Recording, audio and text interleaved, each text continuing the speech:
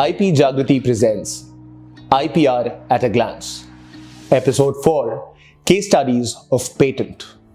Welcome to our fourth episode of IPR at a Glance.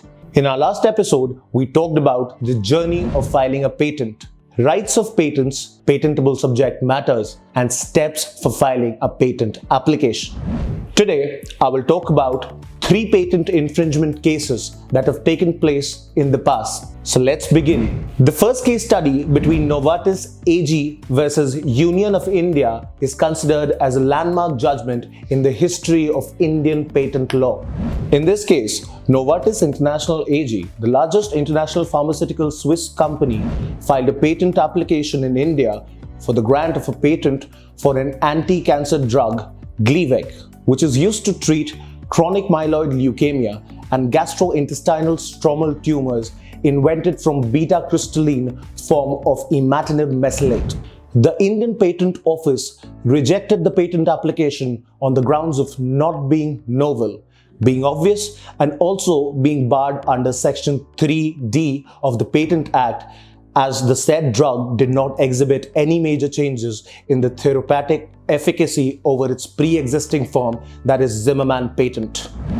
Novartis then filed 2 writ petitions in Madras High Court, one against the order passed by the Madras Patent Office and the other against Section 3D of the Patent Act, that is unconstitutional and violates Article 14 of the Constitution. Madras High Court transferred the case to IPAB, whereby IPAB dismissed the appeal by stating that patentability of the drug Gleevec was hit by the Section 3D of the Patent Act 1970.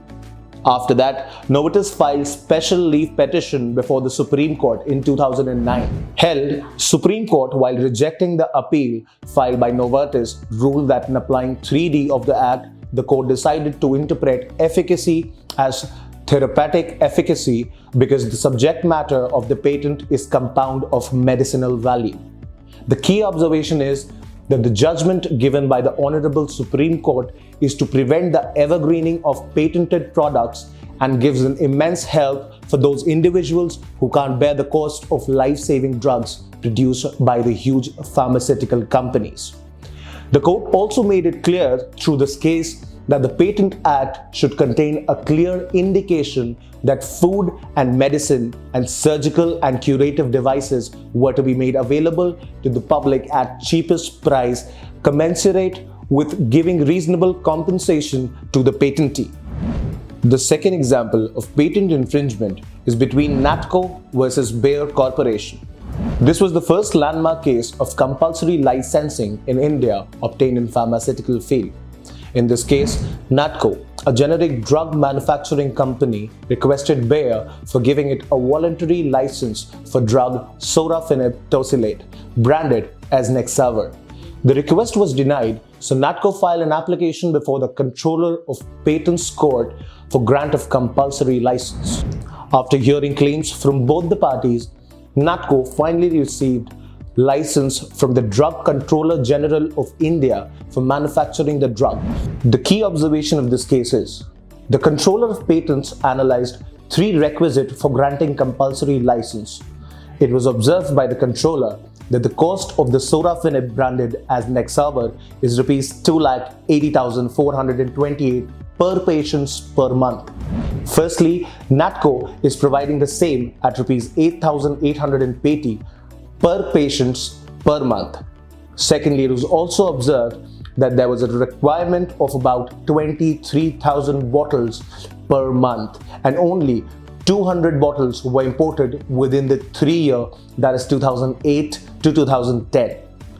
Lastly, the controller further observed that the invention was not worked in India.